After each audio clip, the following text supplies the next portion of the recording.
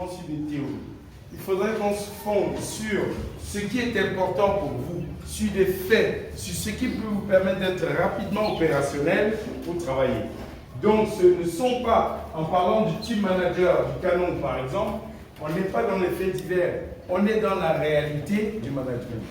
C'est-à-dire ce sont des faits qui nous ont permis de travailler par exemple sur les statuts de l'organisation, ça nous a permis de travailler sur l'organigramme, ça nous a permis de travailler sur les relations horizontales ou verticales dans une organisation, ça nous a permis de voir les éventuels blocages qu'on peut avoir dans une organisation, parce qu'un des faits les plus marquants, les plus importants et les plus significatifs dans une organisation, ce sont les relations interpersonnelles. D'accord? Vous pouvez avoir la meilleure organisation du monde, la meilleure équipe du monde, si entre les parties prenantes de vos équipes, il n'y a pas de bonnes relations, vous n'arriverez à aucun résultat. Si on veut parler du football, vous alignez les 11 meilleurs joueurs du monde, chacun à son poste, vous n'êtes pas sûr de battre Vipers de Limoux. D'accord? Pour dire qu'en réalité, on a besoin, lorsqu'on est manager, et je vais m'arrêter là pour qu'on reprenne vraiment le cours d'aujourd'hui, on a besoin de travailler sur la pratique du management. Et je ne redirai jamais assez, on ne peut pas enseigner la chirurgie à un non-chirurgien. Ce n'est pas possible. Vous prenez un livre, vous lisez comment on tient un bistouri, comment ça se passe, les points de suture. Si vous ne pratiquez pas, vous ne pouvez pas être chirurgien. C'est impossible. Moi, je ne sais pas parler de management à des gens qui n'ont pas à l'esprit la gestion ou le pilotage d'une structure publique. Ce serait juste comme si on... Oui. Monsieur, oui. Quand vous avez commencé le cours, vous avez d'abord dit que le management était avec des objectifs. Oui. C'était savoir où on va.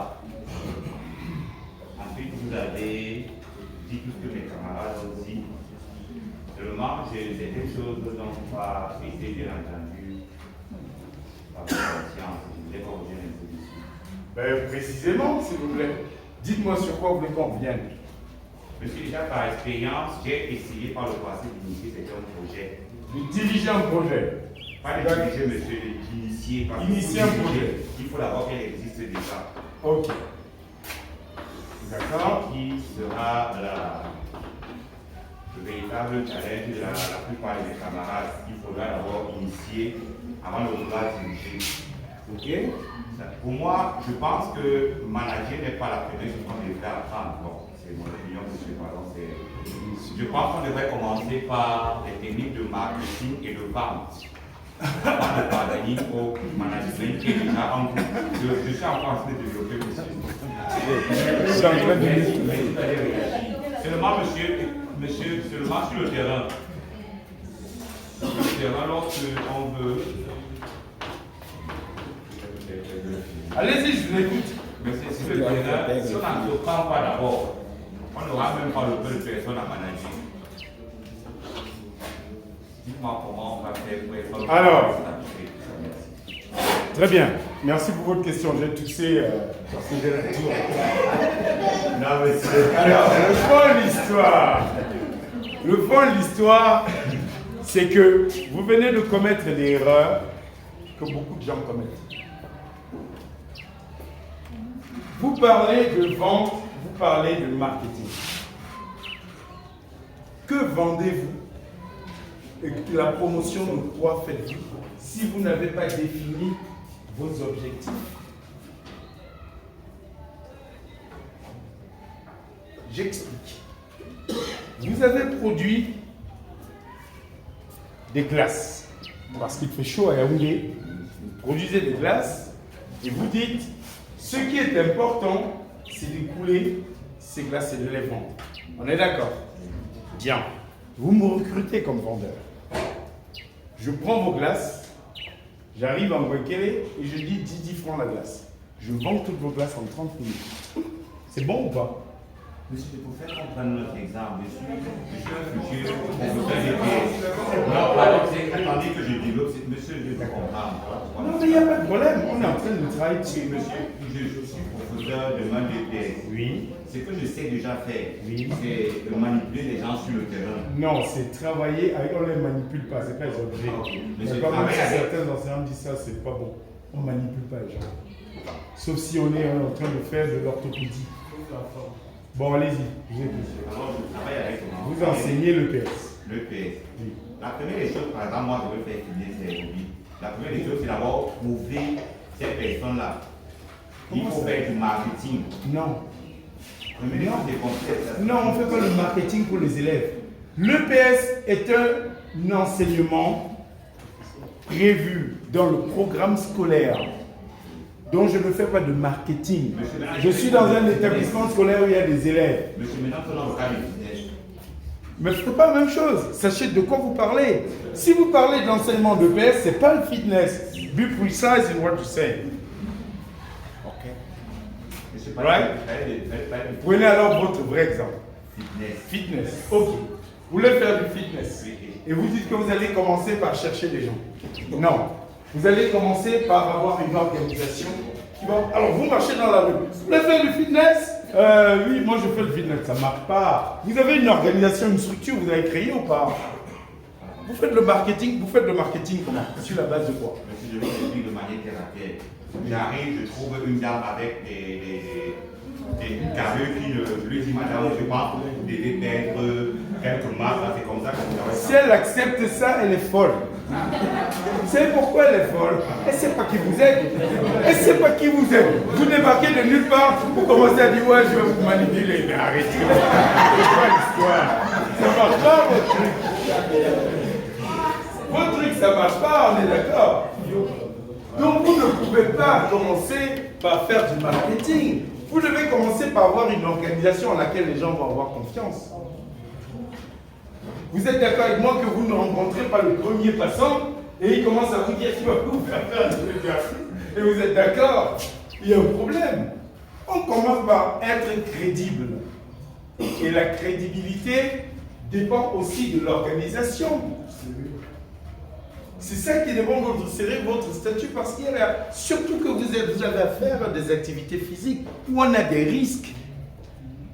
L'activité physique est une activité à risque. Quelqu'un vous fait faire un mauvais exercice, vous vous retrouvez avec une colonne vertébrale totalement défectueuse. Vous faites quoi? C'est pas pour rien que vous faites cette formation. Parce que réellement, c'est juste ce qu'on applique par les textes au Cameroun, il est interdit d'enseigner ou de faire pratiquer l'activité physique sans avoir reçu une formation, un agrément expressément délivré par le ministère des Sports. Loi de 2018 sur les activités physiques au Cameroun. C'est la loi. Tous les charlatans qui font des choses, c'est des prisonniers en vrai.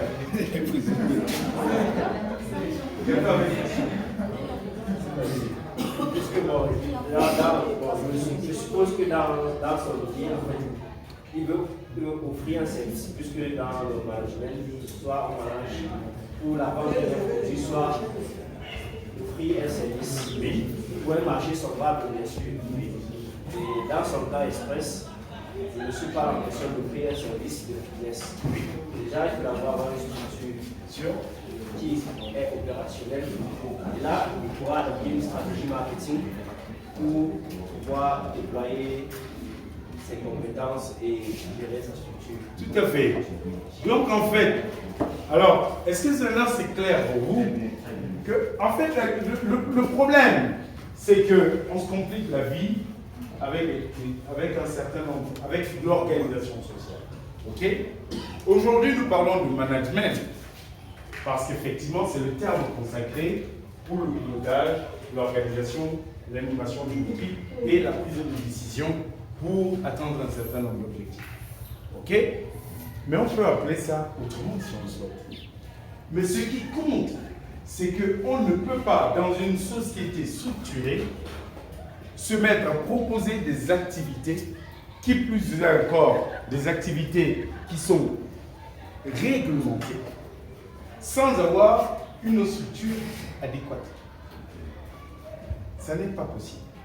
Et puis, sachez que le marketing n'est pas une finalité.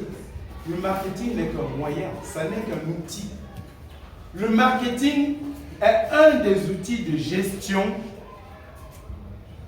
de sa clientèle. Dans les ouvrages de marketing, de management, vous allez souvent trouver CRM. Parce que vous allez voir beaucoup de concepts en management qui sont en anglais. Customer Relationship Management. Donc souvent quand on va vous parler de relations clients, la plupart des ouvrages, on va vous parler de CRM. Ok? C'est là-dedans qu'on va retrouver ces éléments-là. Comment est-ce que je vends mes produits? Comment est-ce que je vends mes services? Mais ce sont des actions qui sont destinées à poursuivre les objectifs. Vous êtes d'accord avec moi? On prenait l'exemple de l'EPS, que si vous êtes enseignant d'EPS dans un établissement scolaire, on vous a affecté à la classe 6e 3, vous avez 40 élèves en 6e 3, vous n'allez pas aller recruter des élèves pour venir charger votre cours d'EPS, ils sont 43. Donc ce que vous allez faire, vous n'avez pas besoin de faire du marketing, sauf si vous situez maintenant ce marketing à autre chose. C'est-à-dire quoi? C'est-à-dire que la poursuite de vos objectifs, ça sera pour les élèves de développer des stratégies pour que vos élèves adhèrent à vos cours. On est dans autre chose. On pourrait toujours dire que c'est une action de marketing, parce que ça va être une action de stimulation de l'implication des élèves au cours de l'EPS. Parce que généralement, quand vous êtes dans un des établissements scolaires, ça c'est la réalité, il y a souvent des élèves qui ont un physique qui est très peu avantageux et qui ne les stimule pas à la pratique de l'activité. Ok? Ça d'emblée, vous l'avez. Maintenant, en tant que bon enseignant d'EPS, vous devez faire en sorte que même l'élève qui est le moins à l'aise possible adhère à votre cours. Ça veut dire que vous allez adopter une attitude avenante. Une attitude qui plaît, qui attire, qui donne envie. 2, et j'ai presque envie de dire ça, c'est en deuxième position. En première position, vous devez tout mettre en œuvre pour que cet élève se sente en sécurité sur le plan psychologique. Ça veut dire quoi? Je démarre mon cours de soin hôtel. On est à l'échauffement du soin hôtel. J'entends un élève commenter parce que ça ne manque jamais. Ah, mais regardez Chantal, elle est grosse, elle ne pourra pas courir. Monsieur, ce que vous venez de dire, premièrement, vous vous excusez. Deuxièmement, vous avez servi la discipline, vous avez une sanction, et vous revenez par mes cours avant 3 cours. C'est marqué, bam, terminé. On se moque de personne. L'affaire s'arrête là. Ok, quand vous avez réglé ça, les élèves qui sont souvent timides, les élèves qui ont peur de la moquerie des autres, ils sauront désormais, ils ont un enseignant qui les protège. Donc, je vois la sécurité.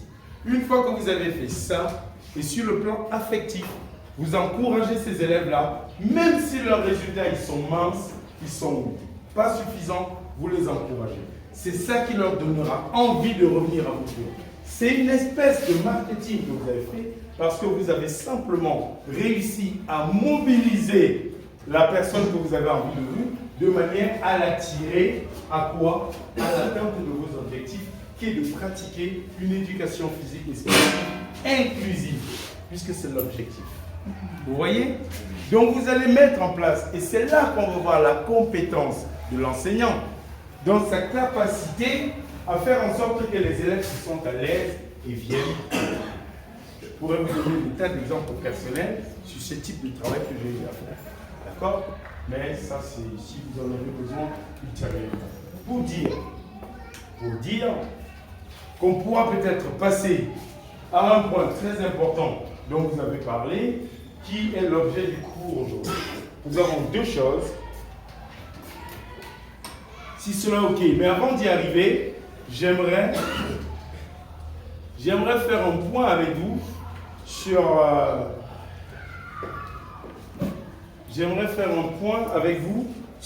le syllabus que vous avez reçu. Puisque je vous ai expliqué que ma manière de procéder était pour la première rencontre d'échanger librement avec vous pour voir où vous en êtes avec ce qu'on a à faire, sur vos attentes éventuellement, sur l'illustration de vos attentes à partir de vos expériences actuelles, ce qui permet d'affiner le système, ce que je vous ai proposé. Madame, vous avez une question?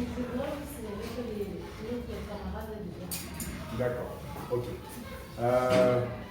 Je ne sais pas comment lui demander si elle a peut-être par écrit. Si elle a déjà reçu, si elle a déjà reçu la synthèse du dernier cours. Qu'elle avait demandé.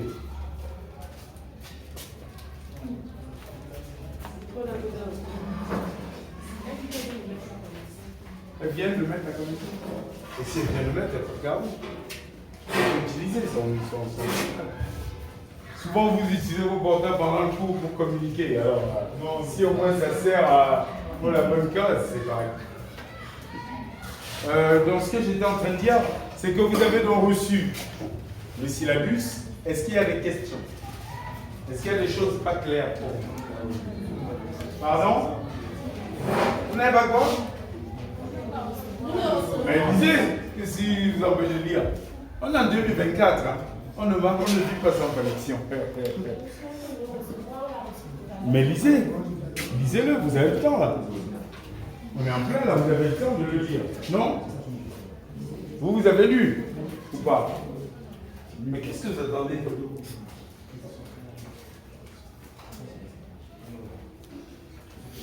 Si ça fonctionnait normalement, on aurait pu imprimer pour que vous ayez le support papier. Mais bon, après, aujourd'hui, il faut limiter l'abattage des arbres pour fabriquer du papier. Est-ce qu'il y a quand même quelqu'un qui l'a regardé? Mais c'est arrivé depuis ce matin à 7 h. Moi, j'ai regardé, monsieur. Avec votre CV, c'est trop lourd. Non, ça c'est une partie de mon CV qui concerne le management. Donc je n'ai pas mis les choses qui ne concernent pas le management.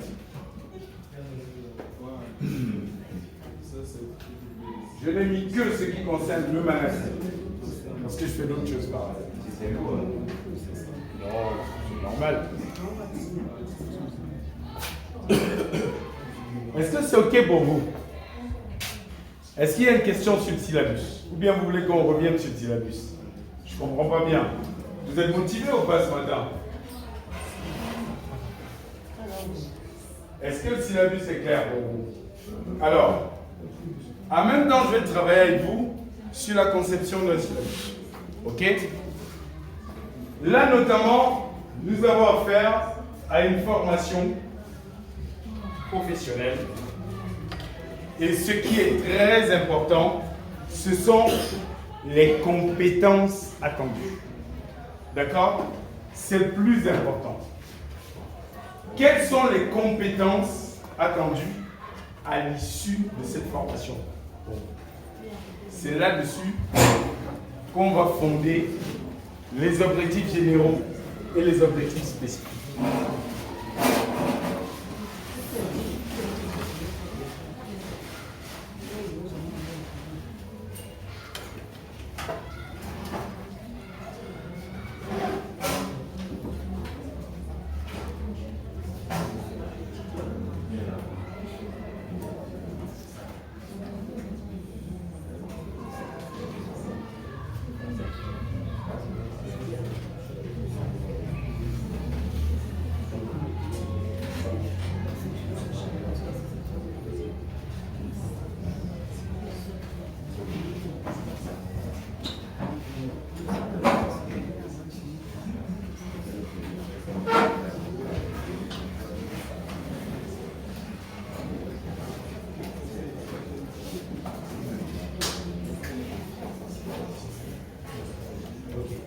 Bien.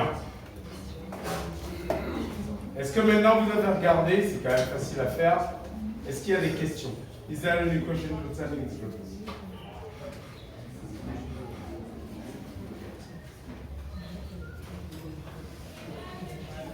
Est-ce que je peux demander donc à quelqu'un, comme il n'y a pas de question, moi je peux en poser? C'est bon? Comme vous n'avez pas de questions, on lit encore. Ah, vous lisez encore.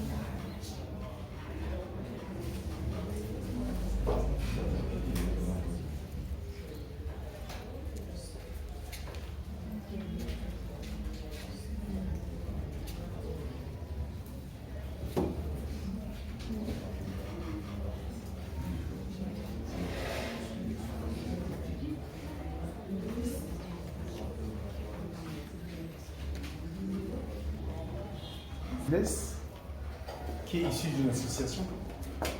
On est d'accord.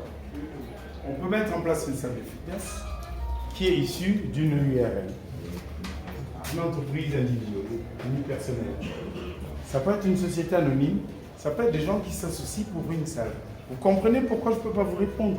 Il n'y aura pas un statut type. Ce qui est important, que vous devez comprendre dans la mise en place, dans la définition des statuts, c'est que les statuts vont déterminer plusieurs choses.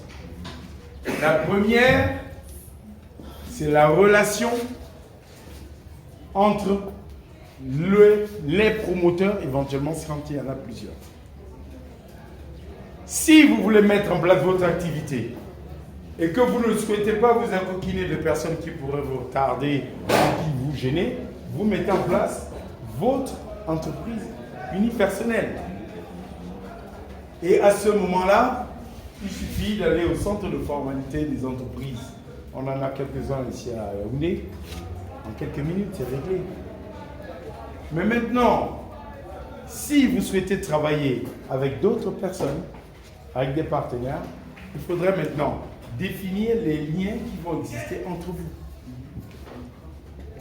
Et c'est là que vous allez faire le choix entre plusieurs types d'organisations, d'entreprises, en fonction à la fois de la cible, du montant de l'investissement, des objectifs, ainsi de suite. D'accord? On a ensuite l'aspect fiscal qui est important dans la détermination du type d'entreprise que vous créez. Selon l'entreprise que vous avez créée, vous ne serez pas, on va dire, catégorisé de la même manière, parce que vous n'aurez pas les mêmes obligations. D'accord? Donc, souffrez que je vous renvoie à votre cours pour la création d'une entreprise. Donc, on a plusieurs modèles en fonction de où on veut aller. D'accord?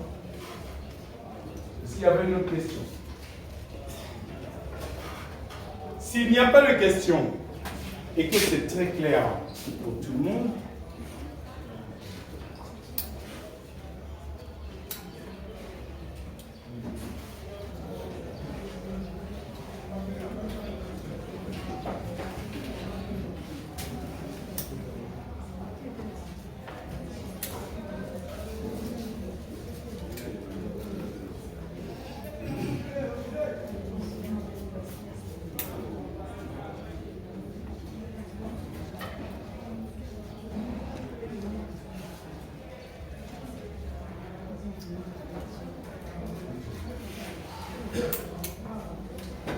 ok?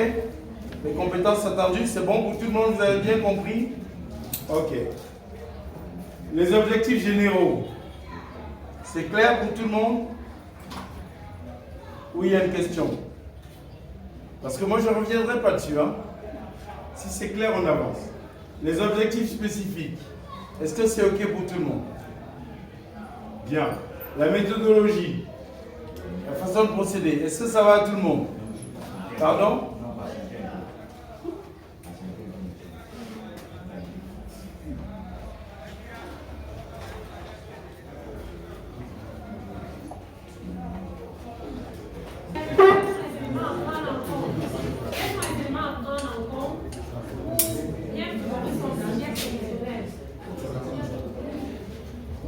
on va travailler dessus. Justement, les éléments à prendre en compte pour travailler sur le budget prévisionnel, il y a première chose à comprendre.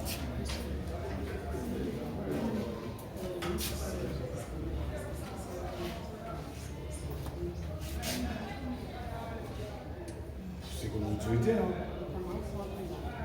On rejoint ça. On est déjà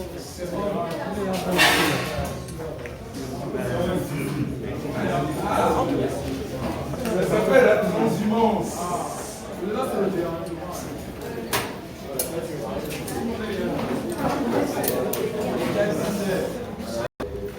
La question de savoir les éléments à prendre en compte pour élaborer un budget prévisionnel.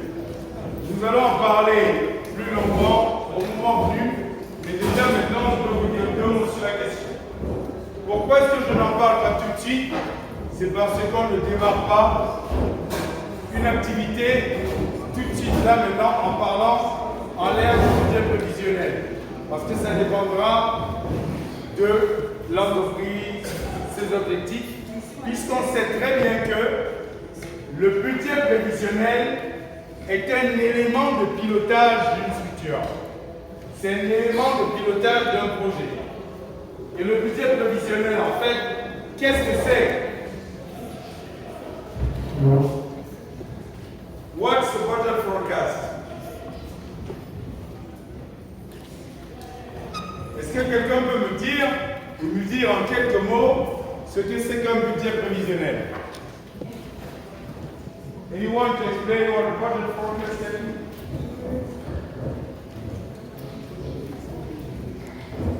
Si manager, je vais les casser, malheureusement. Bon. Oui. Yes. Le budget prévisionnel est un document qui permet d'estimer les recettes et les dépenses d'une organisation. Merci. Un document qui permet d'estimer les recettes et les dépenses d'une organisation.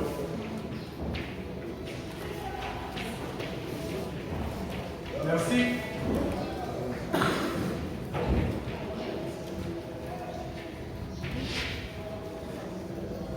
Incomes and expenditure of an organization. On peut dire recettes, dépenses. Qu'est-ce qu'on peut dire d'autre?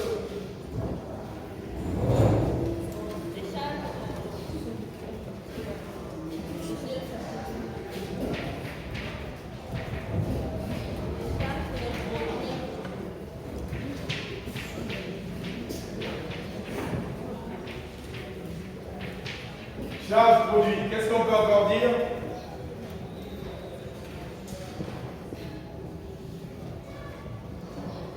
Mais s'occuper là, montrer que vous êtes en avance.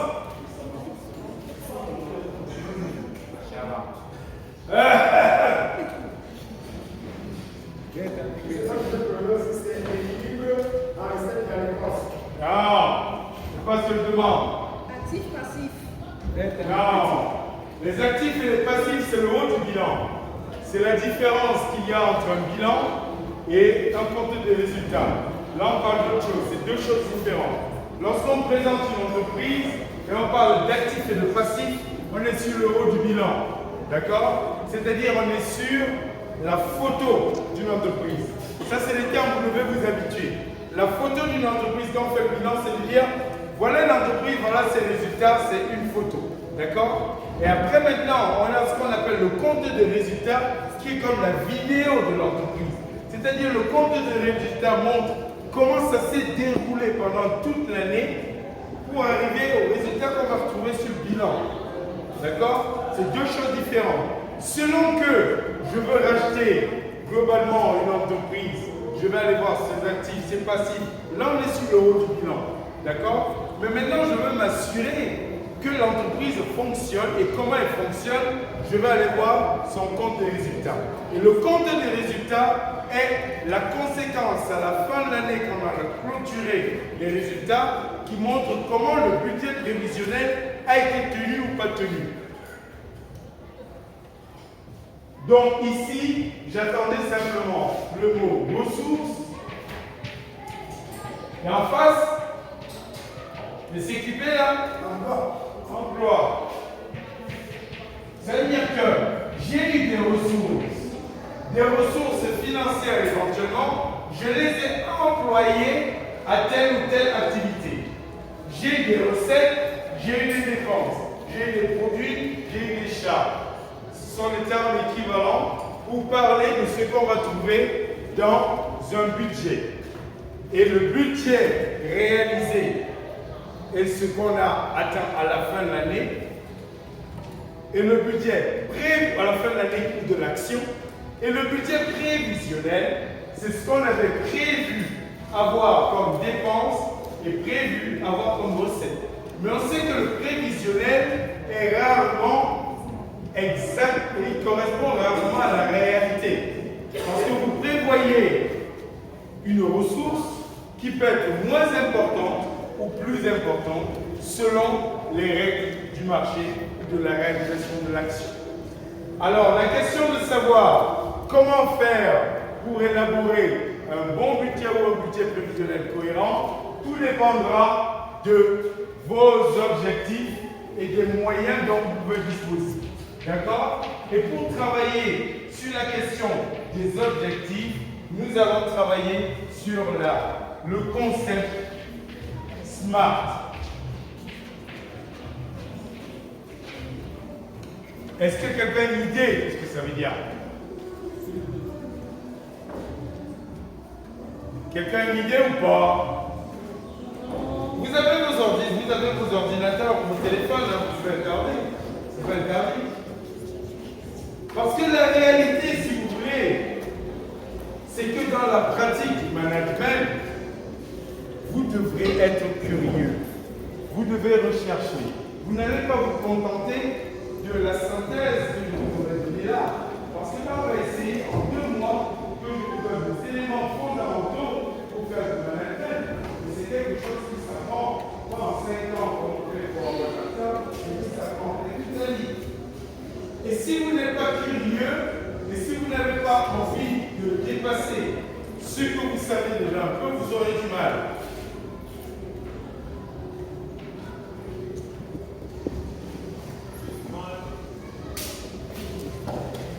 Oui. Oui.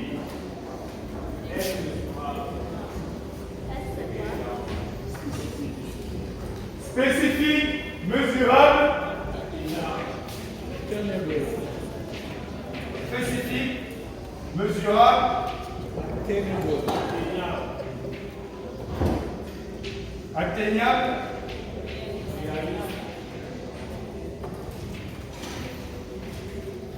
Réaliste, temporellement défini. C'est quelque chose qui fonctionne bien en anglais comme en français. Specific, measurable, attainable, realistic, and during time. Ok? Donc, ça répond à votre question. Ça répond à votre question par rapport comment on dit ça? Par rapport à comment faire un bon budget. C'est l'aspect spécifique. Il doit être spécifique. Il doit bien correspondre à ce qu'on veut faire spécifiquement. Donc vous voyez qu'on ne peut pas dire qu'un budget prévisionnel est valable pour tout. On peut avoir des rubriques. On peut dire, lorsque vous faites votre budget prévisionnel et que vous allez payer des gens, prévoyez les salaires. Si vous faites votre budget prévisionnel et que vous allez être dans un espace qui a besoin d'être éclairé, prévoyez de payer l'électricité. Si vous faites votre prévisionnel et que vous aurez besoin d'eau, prévoyez de payer les factures d'eau, ainsi de suite. L'idée, c'est que dans votre prévisionnel, que vous n'oubliez pas une des rubriques qui soit est une recette, soit est une dépense. Si vous faites votre prévisionnel pour une action et que vous dites que vous allez acheter de l'eau et que vous prévoyez juste 10 000 francs pour l'achat d'eau, et vous oubliez que cette eau, une fois que vous l'avez acheté au magasin, vous transportez, transporter, vous ne prévoyez pas le transport, votre budget n'est pas correct. Parce qu'à un moment donné, il faudra trouver des ressources spécifiques pour pouvoir transporter ces eaux. D'accord? Est-ce que ça vous a déjà donné un aperçu global? Bien. Alors aujourd'hui, ce que nous allons faire pour travailler dans cet ordre, on va partir de ce que votre collègue a dit ce matin, le projet. On va parler du projet.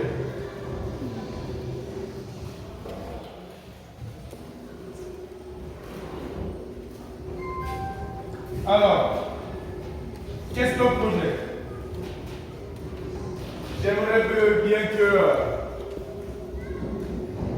collègue il est assis, qui a parlé du projet tout à l'heure en disant qu'il en a déjà construit. Ouais, il est là. Ok. Qu'est-ce qu'un projet?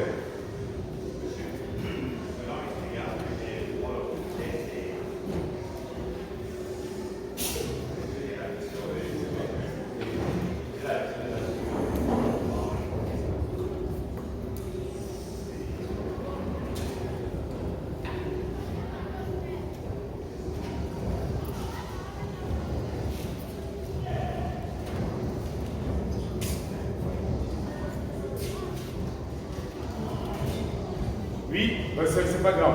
Quelqu'un va vous aider. Oui. Par rapport à un objectif. Par rapport. Ok. Un projet est une projection qu'on fait parfois un objectif. Bon. Vous êtes satisfait? Est-ce que vous êtes satisfait?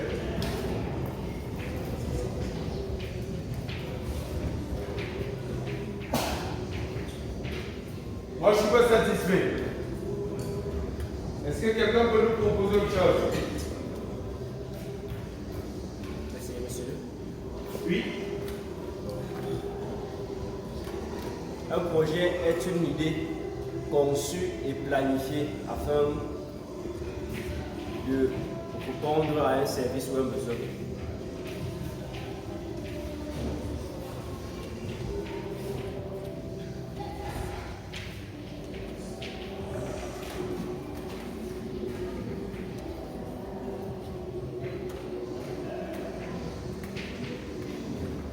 Est-ce que vous êtes satisfait?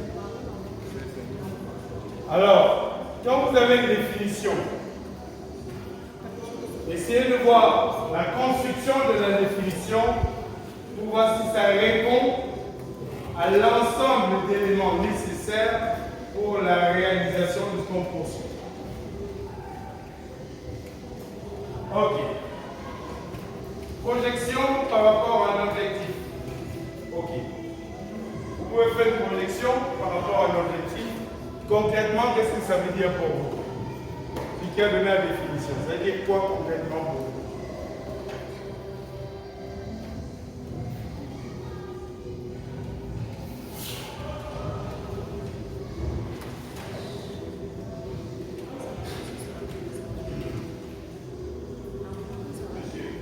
Est-ce qu'on peut nous laisser une illustration par rapport au qu'on peut mettre? Ça, c'est juste la littérature. Illustration par rapport à ce qu'on veut mettre sur le pied, ça ne dit pas ce que c'est. Concrètement, comment on construit ça? Alors, on peut avoir une projection par rapport à l'objectif, mais ça ne nous donne aucun moyen de le réaliser. On est d'accord? J'ai une projection, j'ai un objectif. Ok, ma projection, c'est d'avoir la meilleure salle de sport de Yaoundé. D'accord? Parce que mon objectif, c'est de démontrer aux gens que je suis le meilleur pour le fitness. Et, ok, j'ai dit ça, il se passe quoi? Mais donc maintenant, on commence à parler de moyens. Vous voyez? Donc ça ne suffit pas. Donc là, maintenant, on peut parler de moyens. Ok. Est-ce que ça suffit?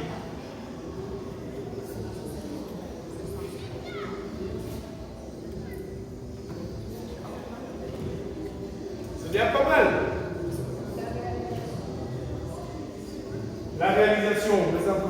compliqué un peu.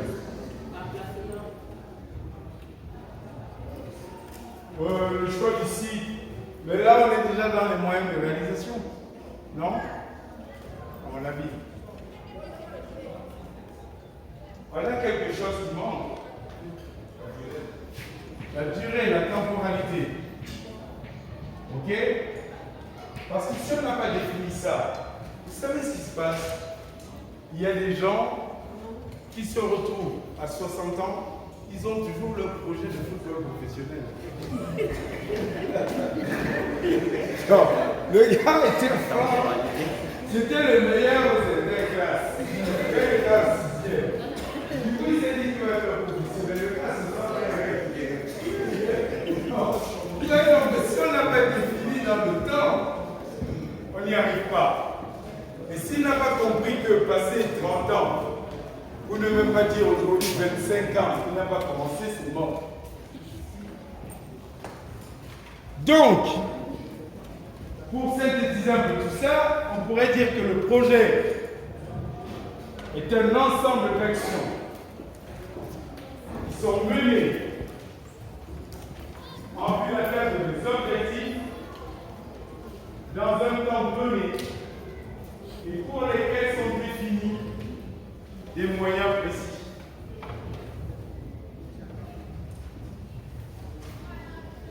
Vous voyez donc que vous avez... Ah, ça je ne peux pas répondre. Je ne peux pas reprendre. Je vous ai déjà dit, hein, apprenez à prendre des notes. Tac, tac, tac, ensemble d'actions menées en vue d'atteindre des objectifs dans un temps déterminé et pour lesquels on alloue des moyens, du moins des moyens, des ressources. Des ressources. C'est plus juste. Parce qu'on aura des ressources humaines, des ressources financières, des ressources organisationnelles. Donc on alloue des ressources à un ensemble de tâches qu'on va mener pour atteindre des objectifs dans une durée déterminée. Donc si vous parlez d'un projet sans dire le temps de réalisation de votre projet, ça n'annonce pas un projet. D'accord? Si vous dites que vous avez un projet et vous n'avez pas de ressources, ce n'est pas un projet. C'est encore une idée. Si vous avez un projet et vous n'avez pas fait défini les tâches, les actions à mener, ce n'est pas un projet. C'est pour ça les gens, et c'est là où c'est très intelligent souvent, on va dire que dans l'expression commune, les gens disent souvent, et c'est très juste, ma vie est un projet. Ma vie est un projet, mais c'est en fait pour dire projet en construction. C'est-à-dire que ce n'est même pas encore de téléchargement, c'est encore en cours de téléchargement.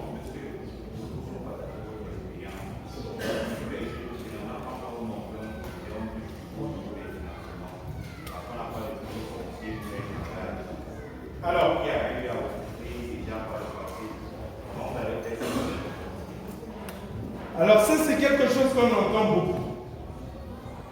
La réalité est que si on a un bon projet, on a toujours un financement.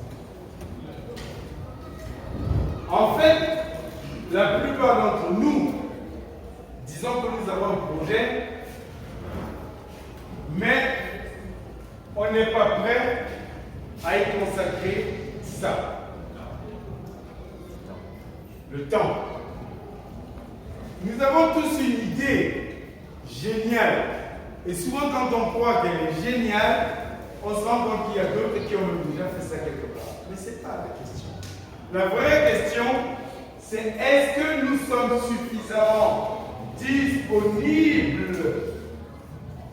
Et je peux vous dire que 99% de projets qui ne se réalisent pas, c'est parce que le promoteur ou le porteur du projet n'est pas disponible. Vous voulez mener un projet qui est destiné à vendre devant la cathédrale en saison sèche des produits spécifiques pour étancher la soif. Vous avez ce projet. Mais la semaine où vous allez commencer, on dit que votre oncle est mort.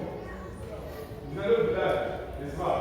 Si Sinon, la famille m'a dit que donc c'est déjà zéro, votre projet ne va pas se réaliser. Et c'est le problème de la plupart des projets au Cameroun. On a trop de choses autour qui occupent les gens qui n'ont rien à voir. Vous savez pourquoi c'est plus facile pour les compagnies étrangères de réussir au Cameroun? Le Libanais qui est installé, tous les Libanais qui ont le commerce en vie, vous avez déjà vu un jour ils ont fermé Bois de Bœuf, Bois de Funérailles, Bois de faux trucs. Ils sont ouverts tout le temps. Nous, dès que nous commençons une activité, alors récemment, j'ai eu le privilège de rencontrer l'ambassadeur de Chine il y a moins d'une dizaine de jours. Parce que c'est avec une équipe avec laquelle on travaille sur les relations Cameroun-Chine. Et le propos, c'était de savoir comment est-ce que on peut réduire la proportion de Chinois qui travaillent dans les entreprises au Cameroun en privilégiant leur apport en financement et en favorisant l'emploi des Camerounais. Ça paraît très net, logique, n'est-ce pas?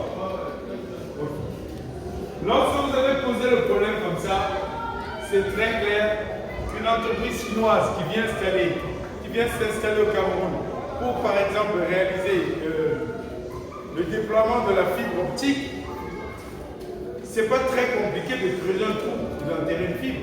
On est d'accord? Donc on s'est dit que ça doit apporter beaucoup d'emplois au Cameroun.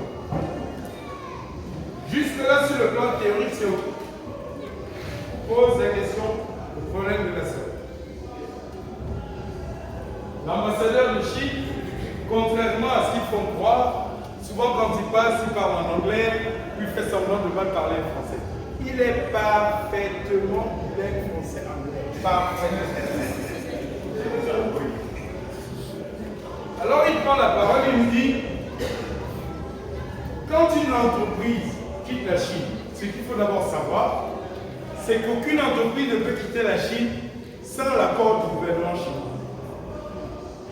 Toutes les entreprises qui quittent la Chine, c'est parce que le gouvernement les a autorisées à quitter la Chine.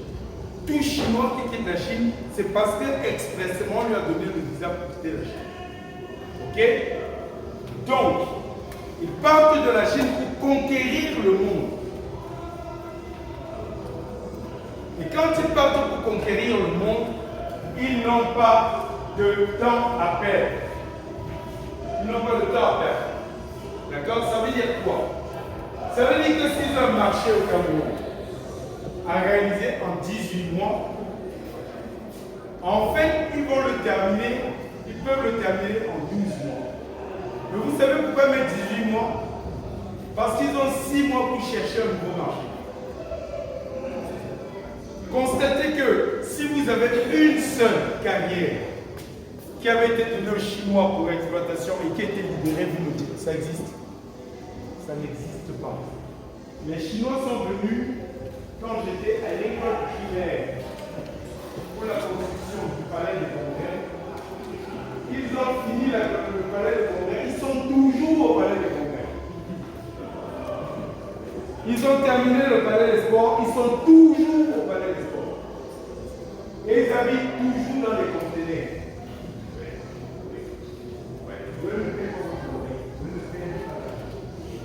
Ils sont la marchandise. Quel est le Camerounais?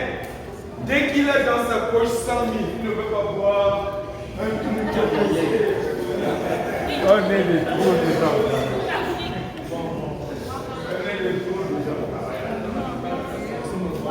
Donc, ce que je voulais dire de plus important sur la question du temps consacré, c'est que l'ambassadeur a dit les Camerounais, on ne peut pas travailler avec eux et réaliser nos délais parce qu'ils travaillent 2 jours par semaine. 2 jours par semaine. Il nous a expliqué. Les levées de corps commencent en jeudi, non? Jeudi, on va lever le corps.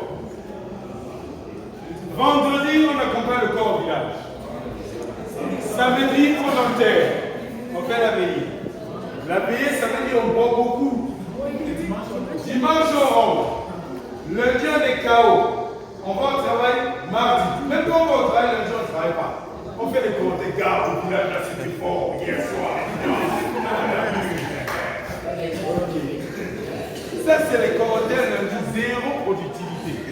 On commence à travailler mardi, mercredi, jeudi, rebelote. Parce qu'on a toujours la vie du cousin, de la tante, de l'oncle qui. Et le cycle reprend. Résultat, les gars vous disent qu'ils en ont marre d'avoir systématiquement la moitié des effectifs présents.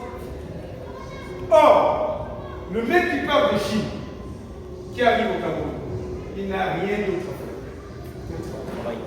C'est pour ça que vous les voyez souvent sur les chantiers à nuit, 1h du matin. Et ils se relèvent. Ils sont capables de travailler en 3 fois 8, comme on travaille dans les usines ailleurs. Monsieur, ici, tu es qu'en Chine, ils font comment? Pardon?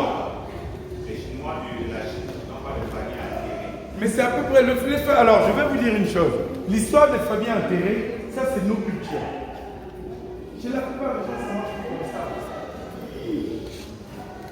À part l'Afrique, dites-moi dans quel pays on s'en peut le vivre.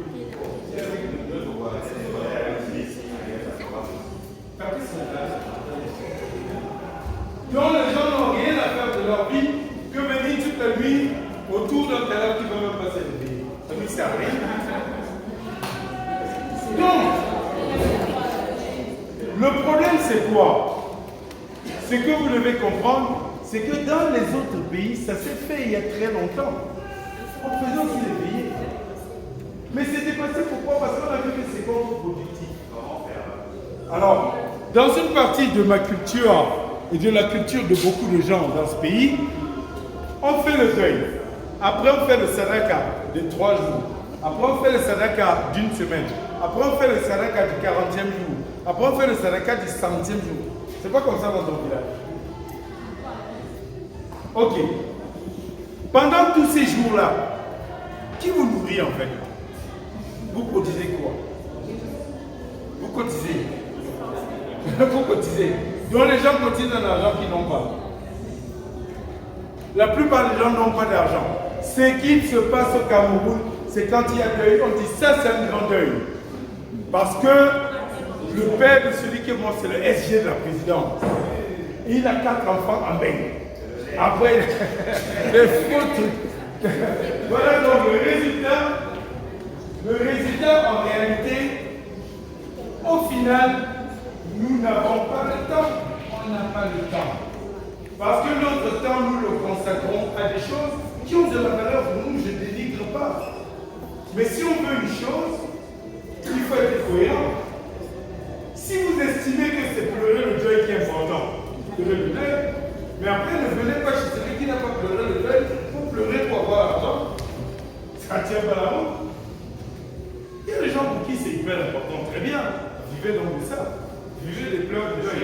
Dès que les larmes que vous vivez même en même temps.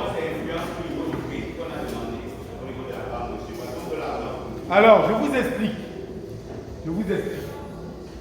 Le banquier sait que s'il met ses ressources, c'est à perte.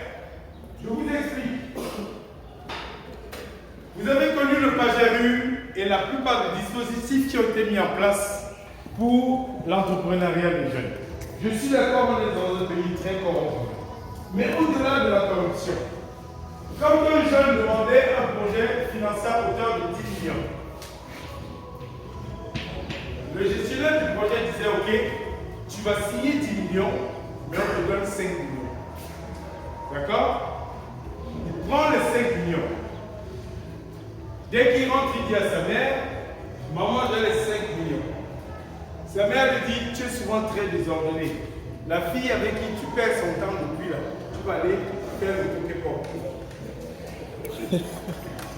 D'accord? Voilà déjà 1 million parti pour le Pokémon. Il restait 4 millions. Après, il dit que bon, quand tu es rentré là, il faut quand même s'installer, elle doit quand même être à l'aise. Tu vois, ta femme là, elle est jolie. Si elle n'est pas un peu à l'aise, elle va commencer à aller à gauche, à droite. Donc elle a quand même à installer quelque chose. Boum, 1 million. D'accord? Lui-même, tous les potes savent qu'il a reçu de l'argent. Donc ça ne peut pas finir comme ça. On ça.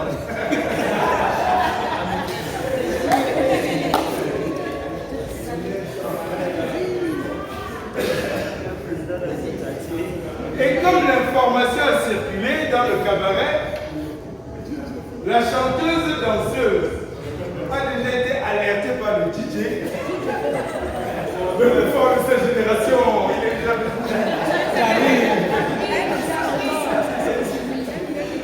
ok? À la fin de l'histoire, il ne lui restait même pas 1 million pour faire le projet. Et du coup, qu'est-ce qu'il dit? Bon, j'ai pas assez, de toute façon, hein, je vais acheter la moto, je ne peux pas avec ça. Est-ce que ça marche pas comme ça? La réalité, c'est là, oui ou non? Voilà nos problèmes. Et je vais vous dire une chose, et on va vraiment étendre là-dessus. On est sur une question de projet. Quelles sont les actions que je mène pour atteindre mon objectif et je ne fais pas autre chose? Voilà comment on pilote un projet. Je mène des actions pour mon objectif, je ne fais pas autre chose. Si j'ai 1000 francs pour acheter du savon qui va servir pour mon projet et qu'en passant, on vend un super t-shirt en promotion à 200, je ne vais pas retirer 200 au t-shirt. Qui fait ça? En commençant par les jeunes, qui ont tous des fausses histoires. Le type, il n'a même pas encore commencé, il a le sac en cuir. Ok? Parce que c'est là qu'on reconnaît un PDG. Il faut le costard. C'est là qu'on reconnaît un PDG. Vous avez vu combien les Chinois l'ont fait ça? Focus.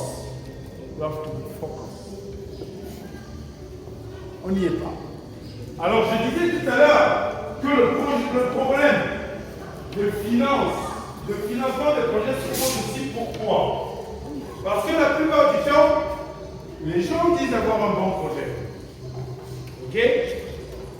Après, ils veulent aller trouver quelqu'un qui va financer leur projet, mais qui n'a rien à voir avec le projet. Donc, il va demander l'aide. On aide quelqu'un pour le business. Donc, on aide pour le business. Ça existe. On aide. Moi, quelqu'un vient me voir. Voilà, j'ai une business là qui est pas mal. Ouais, si tu me passes 100 000 là, je vais m'en sortir. Je lui dis, écoute, tu as besoin de combien pour ton projet? Il me dit 100 000. Je lui dis que si je mets 100 000, ça veut dire que c'est moi qui ai tout le capital. Donc, c'est mon entreprise. Tu gères pour moi, je te paye. Tu es d'accord? Le type, il dit non, bon, tiens. Pourquoi je vais lui donner les 100 000 pour qu'il crée une entreprise? Moi, j'ai 100 000 que j'ai envie de fructifier. S'il a besoin de 100 000, on se met ensemble, les 100 000 produisent et on profite ensemble. Pourquoi je dois lui donner 100 000? Expliquez-moi en plus dur. Je lui dois quelque chose. Non, il n'y a pas de meilleur pote. Si j'étais son meilleur pote, il me ferait confiance et il accepterait que j'entre dans le capital de son entreprise. Le fait qu'il ne veuille pas que j'entre dans le capital de son entreprise, ça veut dire que le jour où il sera riche, il ne me parlera même plus. C'est ce que ça veut dire. Donc vous comprenez que sur les questions de projet, on n'a pas, le temps vraiment à se consacrer, mais en même temps, on n'a pas l'esprit de création de richesse.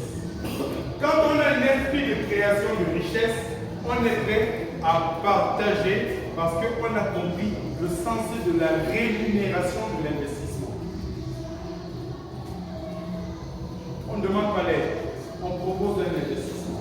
Et on met en place un cadre, on peut dire ok, vous avez 100 000, d'accord, vous me donnez les 100 000, mais on va mettre un système en place. C'est partager les bénéfices. Comme toi, tu as mis 100 000, mais c'est moi qui fais le travail, on va considérer que les 100 000, le capital que tu as mis, c'est l'équivalent de 30%. Et moi, je vais 70%. On fait le marché, tout le monde va tomber d'accord.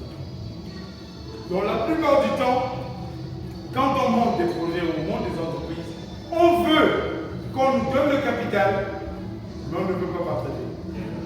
Mais pourquoi on ne doit vous donner le capital? Pourquoi? Et même quand il s'agit d'un financement d'une autre entreprise ou bien de l'État, souvent dans l'esprit du promoteur, il cherche à doubler. Alors comment est-ce que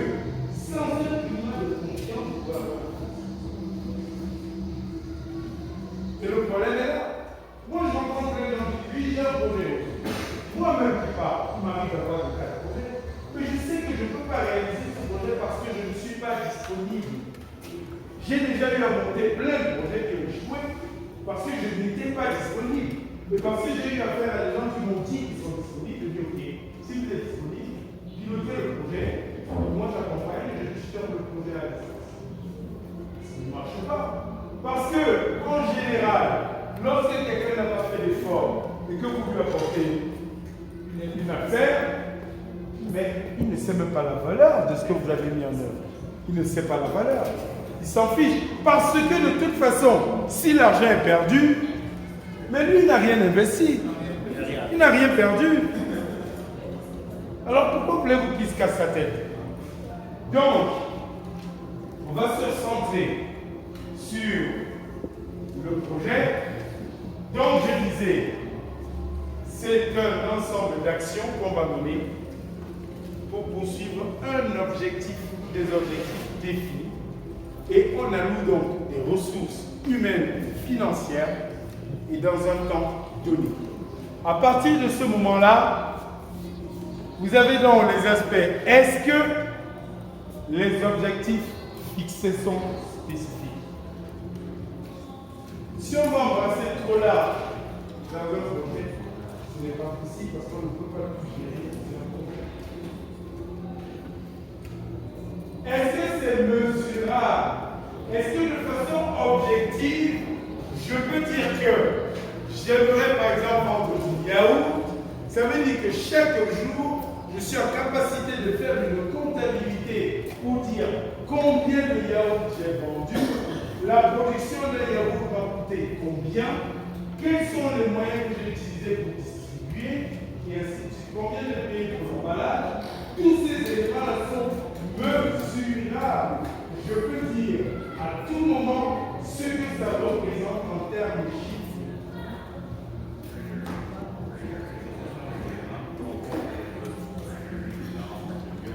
Mais bien sûr, je comprends les forces budgétaires. Oui.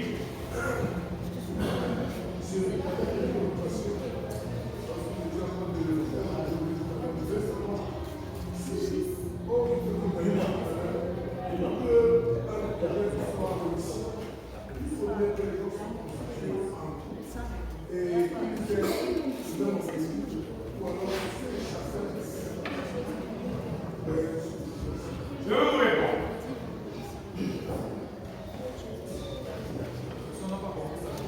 La question est de savoir, lorsqu'on poursuit un objectif, est-ce que nécessairement un objectif doit être partagé de tous, ou bien chacun peut avoir son sous-objectif qui vient rencontrer l'objectif global? En gros, c'est ça. Bien. Alors, sachez une chose. La plupart du temps, les organisations comme les personnes ont des objectifs différents, mais se rencontrent par ce qui peut les unir. Lorsque vous avez une entreprise pour la distribution de casquettes, c'est vous qui définissez vos objectifs pour votre entreprise. Mais vous allez avoir un vendeur qui se fiche de vos objectifs. Son objectif, c'est de pouvoir avoir un salaire et nourrir sa famille. Ce n'est pas son problème, vos casquettes. C'est même peut-être un type qui n'aime pas les casquettes. D'accord? Mais ce qui l'intéresse, c'est de gagner de l'argent pour nourrir sa famille.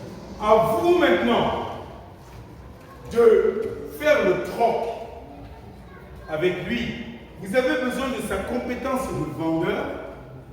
Et en contrepartie, vous allez lui donner l'argent dont il a besoin pour nourrir sa famille. Vous vous fichez qui s'intéresse aux casquettes. D'ailleurs, c'est mieux pour vous qui ne s'intéresse pas aux casquettes. Parce que s'il s'intéresse aux casquettes, il va aussi créer son entreprise de vente de casquettes. Il devient concurrent. Donc, privilégiez les gens qui n'aiment même pas ça. Mais qui vont le faire parce qu'ils ont leur intérêt personnel. D'accord? Donc, c'est à vous qui définissez l'objectif de trouver parmi les parties prenantes de votre entreprise les motifs de leur implication pour favoriser le développement de votre affaire. On est d'accord? Donc ça répond à votre question. Donc ce qui est important, ne cherchez pas toujours, et c'est pareil, ne cherchez pas toujours à ce que les gens pensent de vous. On n'a pas besoin que les gens pensent de vous. Vous avez besoin des gens à un moment donné, pour une raison précise. Mobilisez cette raison-là. Ne cherchez pas à changer les gens. Là aussi, c'est pareil.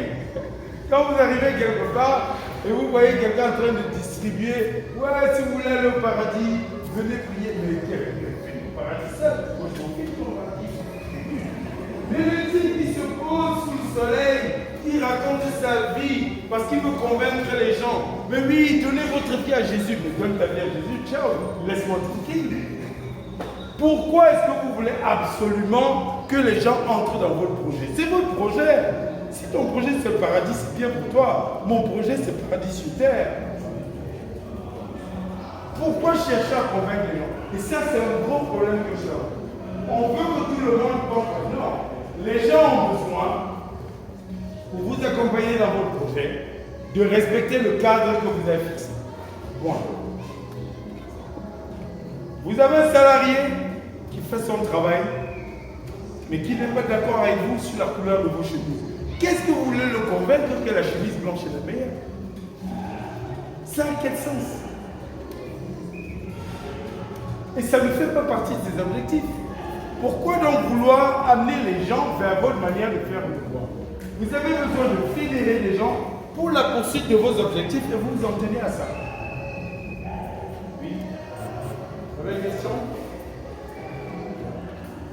Donc, nous étions en train de parler des objectifs. Et je disais, la poursuite des objectifs, lorsqu'on a un projet, est souvent limitée par le temps. Mais autre chose qui peut limiter l'atteinte de nos objectifs, ce sont les moyens. Vous avez un projet. Vous avez défini un objectif spécifique. Vous avez défini un objectif mesurable. Maintenant, il faut savoir, est-ce que c'est atteignable? Ça veut dire que les moyens, par exemple, que vous avez mis en place, est-ce que ça permet d'atteindre les objectifs? Je voudrais mettre en place une salle de sport qui va accueillir 500 personnes par jour. Mais ma salle de sport est dans un espace de 40 mètres carrés. Comment vous faites ça? 40 mètres carrés que vous voulez accueillir pour tant de personnes.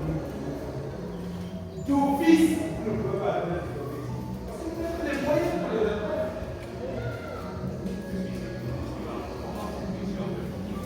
D'accord. Ça veut dire que j'ai pour objectif avec 40 mètres carrés d'avoir. Je ne vais pas dire que je vais mettre une personne dans 40 mètres carrés. Je commence petit en fixant des objectifs correspondant aux moyens dont je dispose. J'ai 40 mètres carrés, je m'organise pour pouvoir accueillir correctement 20 personnes. Et je fais maintenant un plan de croissance, un prévisionnel de croissance. Moi, je pense aussi que dans les 40 mètres carrés, on peut diviser de telle sorte qu'il y a des groupes qui passent à des heures précises. Bien sûr. Là, au moins, on peut atteindre ces objectifs. Peut-être. Alors là, vous intégrez deux choses. Alors je vais vous dire. C'est ça. Ce que vous dites est très pertinent, c'est ça demande un travail spécifique. Si j'ai une salle de sport, théoriquement, je cible les personnes qui ont de l'argent pour payer, oui ou non. Les gens qui ont de l'argent pour payer ont des horaires de travail, oui ou non. Ok, je veux les gens qui payent ma salle, mais on commence l'activité à 10 heures. Quand les gens sont au travail, je vise les bailleurs salaires. À 10 heures, elle va laisser son stand pour aller à la salle de sport. Ok. Moi, par exemple, Non, j'ai pas fini, j'ai compris ce que vous voulez dire. Vous allez cibler, c'est pour ça que j'ai dit on fait un travail. Vous allez travailler maintenant avec des publics cibles différents. Vous allez dire par exemple à 10h ou à 11h, ceux qui ont travaillé la nuit sont peut-être disponibles. Mais ça veut dire quoi? Ça veut dire que vous êtes déjà sur un travail qu'on appelle celui de la segmentation de clientèle. D'accord? Pour faire un travail de segmentation de clientèle, ce n'est pas un travail qu'on fait au hasard. Ça veut dire que je connais l'ensemble de ma population. Et dans ma population, j'ai maintenant segmenté avec un camembert, par exemple, que je vais faire, en me disant que les bailleurs salariés, c'est tel pourcentage de la population, les gardiens de nuit, c'est tel autre pourcentage, les glandeurs professionnels qui ont toujours de l'argent, ils sont là, ainsi de suite, ainsi de suite. J'ai fait tout ça, et maintenant je commence à cibler. Ça veut dire aussi que je vais avoir plusieurs types de communication différentes. Ça veut dire que je vais avoir plusieurs canaux de recrutement différents. Donc vous vous rendez compte que, au lieu de prendre toute cette énergie pour valoriser les 40 mètres carrés, j'ai intérêt à chercher 100 mètres carrés. Parce que le temps de travail que vous avez là, et c'est là où on a les questions réalistes, est-ce que ce que vous dites est réaliste? C'est-à-dire que est-ce que vous avez le temps, les ressources techniques pour faire un travail de segmentation et de ciblage de clientèle spécifique? Vous avez ces moyens-là? Vous n'avez peut-être pas. Parce que de toute façon, si vous les aviez, vous auriez ça va ensemble. Ça va ensemble. Démontrez-moi le contraire. Ça va ensemble. Vous savez, plus vous aurez de qualifications, plus grand sera votre projet, plus grand sera vos projets. Si vous avez vraiment autant de compétences techniques, je suis persuadé que vous pouvez ambitionner plus que travailler en carrière. Vous en doutez? La réalité est celle-là. La réalité est celle-là. C'est-à-dire que nous avons des limites qui sont souvent dans la conception d'un projet. Les limites, nos ambitions sont souvent limitées. C'est d'abord dans nos têtes en fait. C'est dans nos têtes que ça plafonne. Quelqu'un qui a beaucoup d'ambition, c'est quelqu'un qui se donnera les moyens de la plupart du temps ça n'arrive pas. Par contre, quelqu'un qui a beaucoup de moyens, mais qui n'a pas beaucoup d'ambition, il n'y arrive pas. Il n'est pas prêt à aller plus loin. C'est pour ça, votre ambition. C'est pour ça que vous pourrez trouver deux personnes qui ont exactement les mêmes revenus, mais la réalisation dans leur vie n'a rien à voir. Mais sans tricher, avec exactement les mêmes revenus. Tout dépendra déjà de l'importance que vous allez donner à certaines choses. Il y a des gens qui vous disent, et j'en connais, qui par jour ont du mal à vendre pour 1000 francs, mais ils ont décidé que leur journée commence par une bière. C'est 750 francs. Donc d'office, il commence sa journée en sachant que le mieux qu'il pourra s'il ne vend que pour 1000 francs, ce sera avoir 250 francs. Mais il est confortable avec ça. Sauf qu'à côté de lui, il y a quelqu'un qui ne boit jamais de bière. Il se moque de lui. Mais en temps de disette, il va le voir pour qu'il emprunte, pour qu'il lui prête de l'argent, pour emprunter de l'argent. Donc ça vous rappelle l'histoire de la cigale et la fourmi.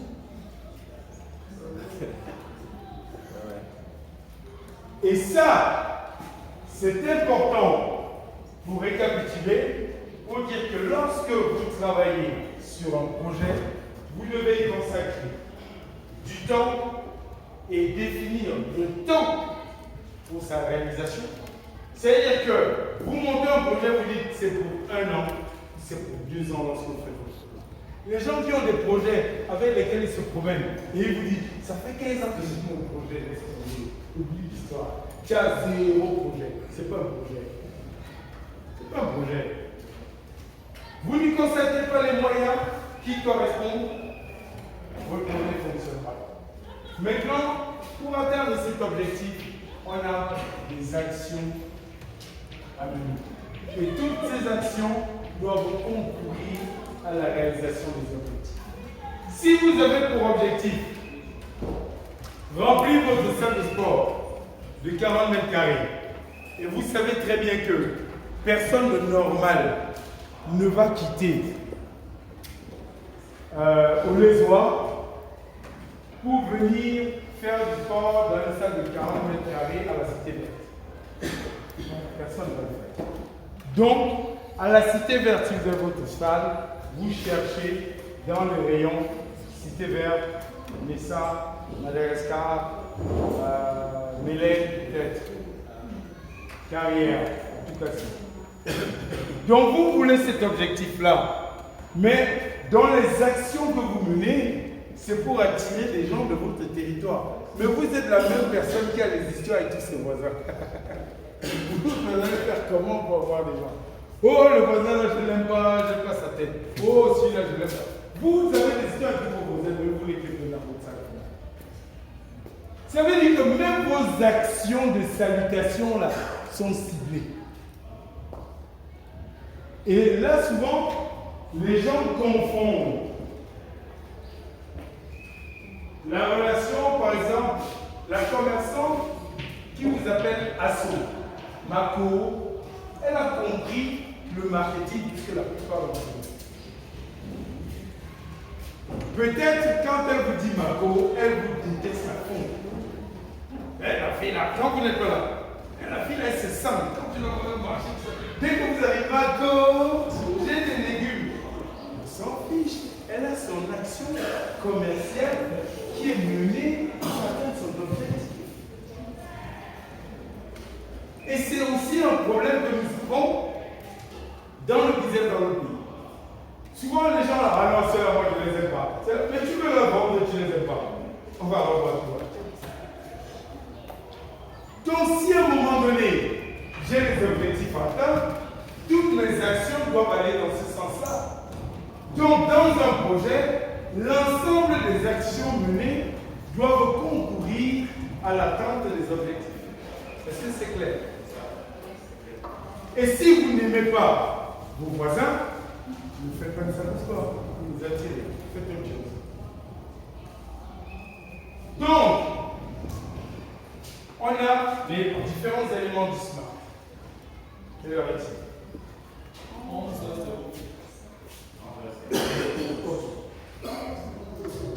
Alors, je vais demander à partir de là s'il y a des questions.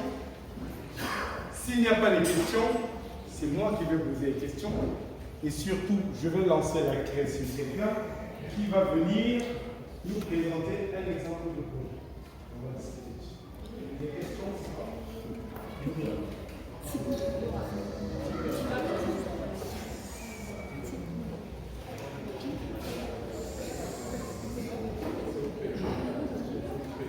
Il y a des questions?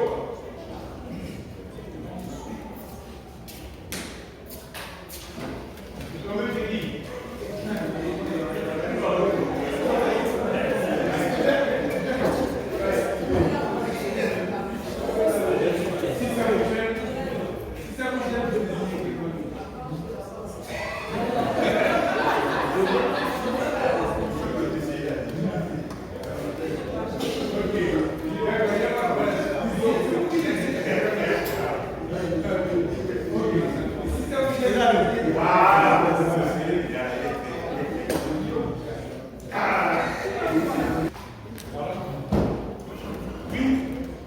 donc le travail à faire, c'est de réfléchir soit un projet que vous avez déjà en tête, soit un projet que vous inventez là et là vous faites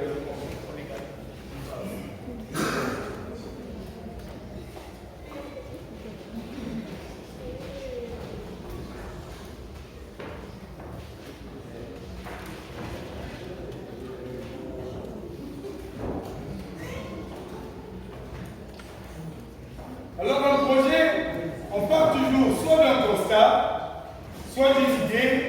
En tout cas, ça part de quelque chose, ou un problème par exemple, qu'on veut résoudre.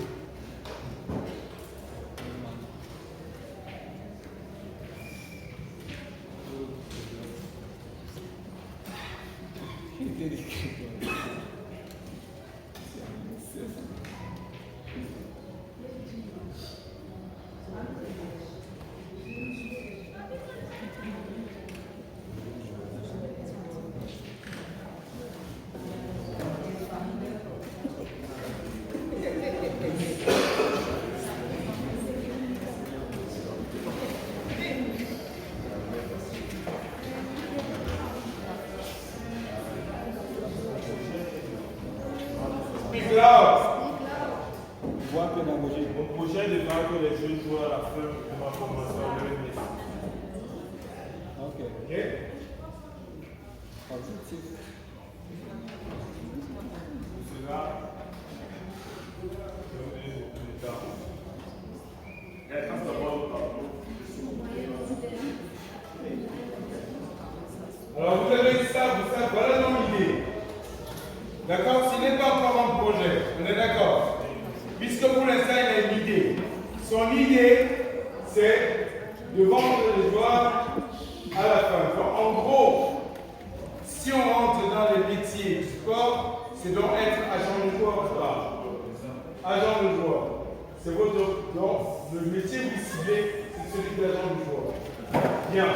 Maintenant, déroulez la réalisation de votre idée, votre intention première. Comment vous procédez? déjà je me rapproche des clubs. Je cherche un partenariat avec les clubs.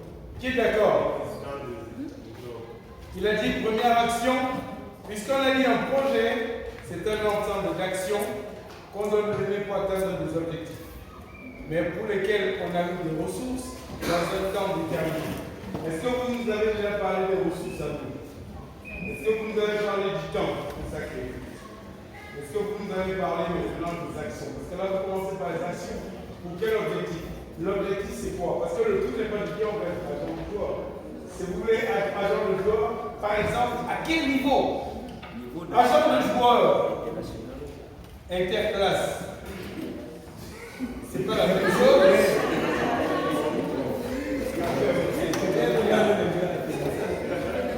Non, mais vous êtes. Donc, vous mettez agent de joueur à quel niveau? Bien.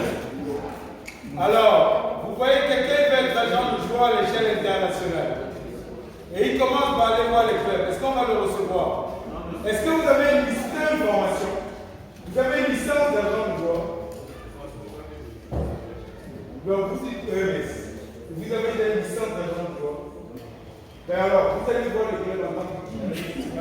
Donc le gars n'a rien à faire de sa vie que de recevoir le premier gars du quartier qui veut voir le joueur.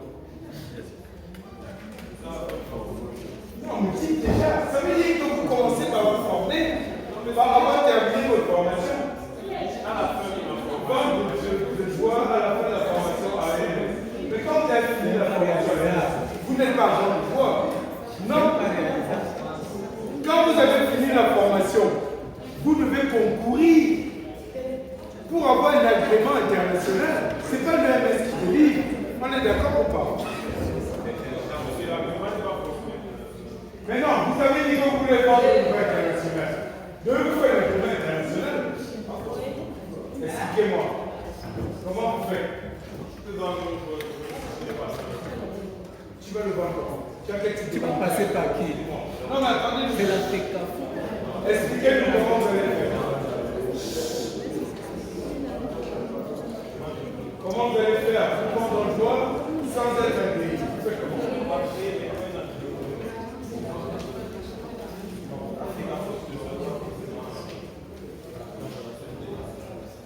Team manager. Team manager.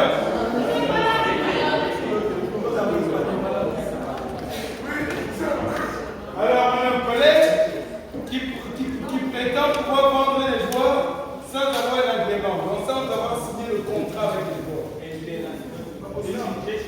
Vous avez donc un contrat de l'AMS. L'AMS est libre de contrat pour elle fait que vous avez donné un agrément. Vous parlez au niveau national. Et bien, vous pouvez pas à l'international, même si vous avez un agrément national. Team manager, c'est possible ça? Pardon? Votre voix est cassée.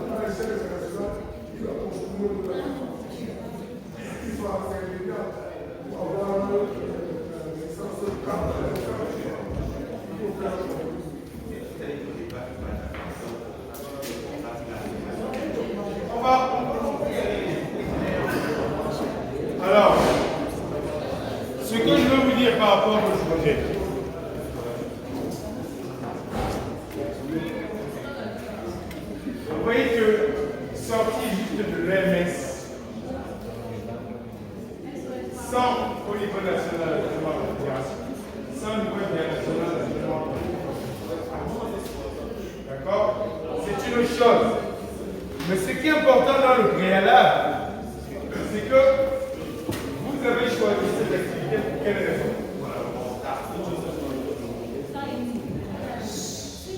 Parlez de tout le monde.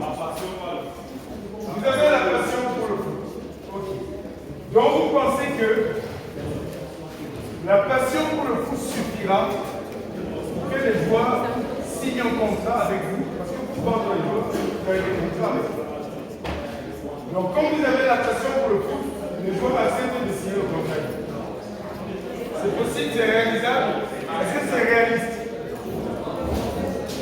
Non, expliquez-nous. Oui, parce que vous avez la passion pour le foot. D'accord. Ok.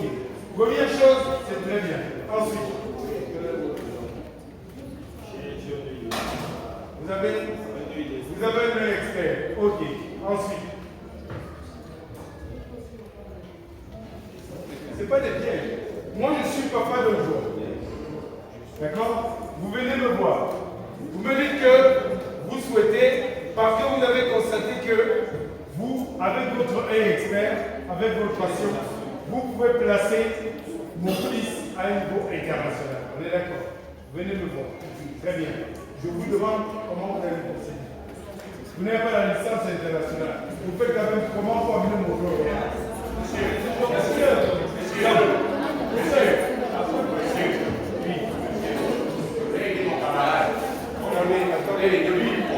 Attendez. Oui, Monsieur, en fait, je voulais savoir, est-ce que s'il se place en tant qu'intermédiaire pour son diplôme de formation auprès d'une agence qui a l'agrément, cela ne peut pas être possible?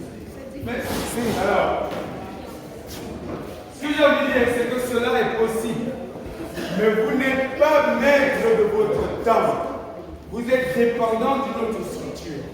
Ce que j'ai envie de dire, on vous a dit tout à l'heure,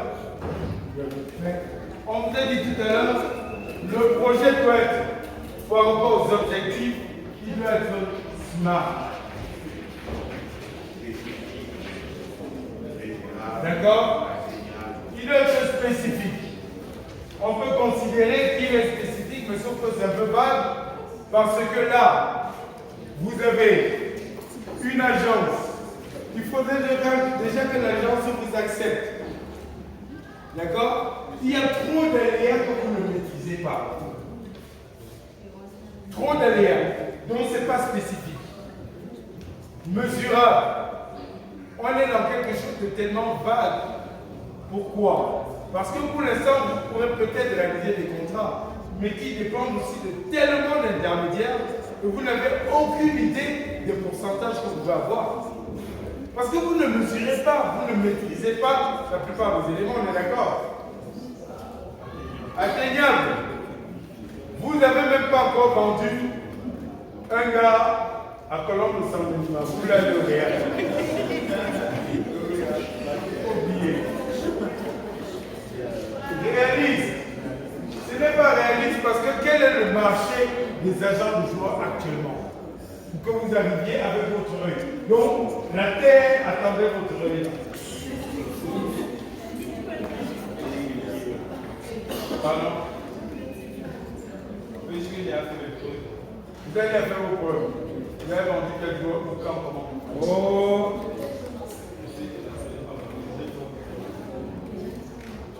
Vous avez placé un joueur.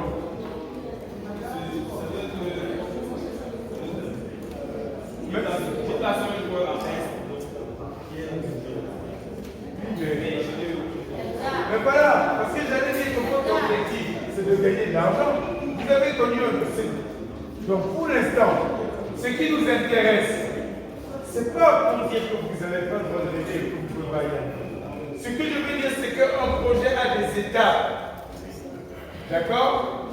Et que si votre projet c'est celui-ci, vous devez construire tout un ensemble d'éléments qui sont un ensemble d'actions pour atteindre ces objectifs.